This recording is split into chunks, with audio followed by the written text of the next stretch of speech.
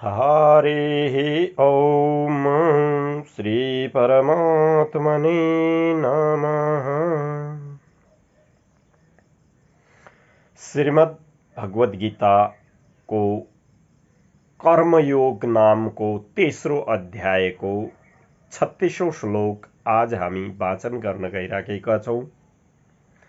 आदरणीय गीता प्रेमी तथा स्नेही जनहरू, यो गीताको अध्यायमा यस तेस्रो अध्यायमा जम्मा 43 वटा श्लोकहरू छन् र 43 मध्ये 3 वटा श्लोकहरू अर्जुनले बोलेका छन् र बाँकी श्लोकहरू श्री कृष्णको मुखारबिन्दुबाट निक्लेको छ। त यसमा अर्जुनले एउटा जिज्ञासा राख्नु भएको छ। अथ केन पर्युक्तोऽयं पापं चरति पुरुषः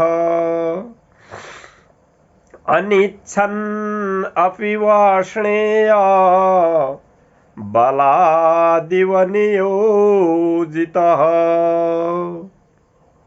हे वाष्णेय, हे वृष्टिकुलमा जन्मनु भएका प्रकट हुनु भएका योगेश्वर श्री कृष्ण वाष्णेय नामले सम्बोधन गर्दै अर्जुनले सोध्दैछन्, अथ केन पर्युक्तोऽयं पापं चरति। अथ शब्द त्यसो भए मानिसले पाप किन गर्दछ?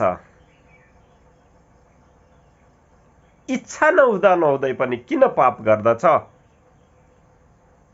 जबरजस्ती कसैले चाहिने दबाव दिए जस्तो, गर्न बाध्य पारे जस्तो गरी पाप गर्दछ। त्यसो किन गर्दछ?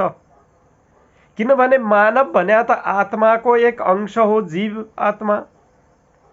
अनि मान्छे जीवात्मा भइसकेपछि जीवात्माका नाताले उसले प्राय धर्म नै गर्न खोज्छ, आध्यात्मिक जगतमै अगाडि बढ्न खोज्छ।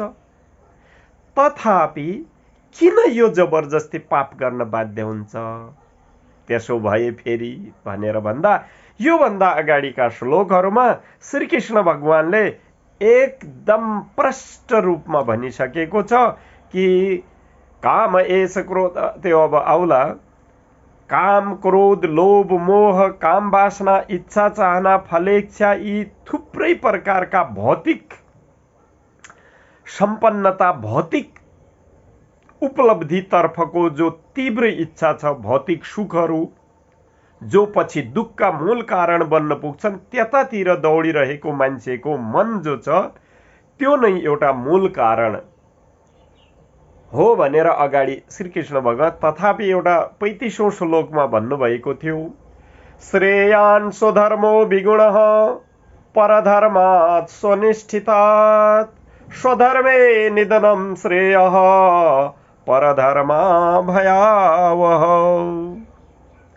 त श्री कृष्ण भगवानले अर्जुनलाई प्रष्ट शब्दमा के भनिदियो भने, आफ्नो धर्म कम आकर्षक, कम गुणी, त्यसमा गुणहरू थोरै भए पनि त्यसको आकर्षण र सुन्दरता कमै भए पनि त्यो धर्मलाई कहिल्यै पनि छोड्नु हुँदैन। अरूको धर्म एकदम सुसज्जित, आकर्षक, सुन्दर, गुणै गुणले सम्पन्न छ भन्दैमा आफ्नो धर्मलाई छोडेर परधर्ममा कहिल्यै पनि जानुहुन्न। किनभने स्वधर्मे निधनं श्रेय, आफ्नो धर्ममा मर्नु पनि बेस छ, उत्कृष्ट छ।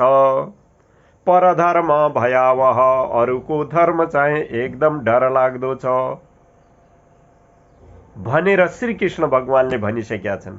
त्योभन्दा अगाडि विविध खालका कर्तव्य कर्महरू गर्नुपर्छ, फलेच्छामा राख्नु हुँदैन, त्यसमा चाहिने दौड्नु हुँदैन भनेर श्री कृष्ण भगवानले भनिसकेका थियो। त त्यस्तै गरी यहाँनिर एउटा श्लोक छ, यो गर्ग संहिताबाट दुर्योधनद्वारा भनिएको, जानामि धर्मं न च मे प्रवृत्तिः जानामि अधर्मं न च मे निवृत्तिः केनापि देवेन हृदय स्थितेन यथा नियुक्तोऽस्मि तथा करोमि। आहा, भन्दैछन् धर्म के हो भनी पनि जान्दछु, तर पनि उसमा मेरो प्रवृत्ति हुँदैन। अधर्म के हो भनी पनि जान्दछु, तर त्यसमा मेरो निवृत्ति हुँदैन। प्रवृत्ति र निवृत्ति नभएको कारणले अनि भित्र मेरो हृदयमा एउटा यस्तो देवता छ, एउटा देव छ, जसले मलाई केही पनि गराइराखेका हुन्छ र म त्यो गर्न बाध्य हुन्छु। त यहाँनिर त्यो भित्र बसेको देव भनेको काम, क्रोध, लोभ, मोह, मद, सुकेच्छा, फलेच्छा हो। त यहाँनिर दुर्योधन पनि राम्रो गर्न चाहन्छ, उसले पनि आध्यात्मिक जगतमा धार्मिक मार्गमा जान चाहन्छ, तथापि पाप गरिन्छ। What is the main cause that compels, that forces, that impels a man to commit a sin? हे वाष्णेय, हे Lord Krishna, tell me, advice me भनेर श्री कृष्ण भगवानलाई अर्जुनले यसरी सोध्नु भएको छ। जय श्री कृष्ण।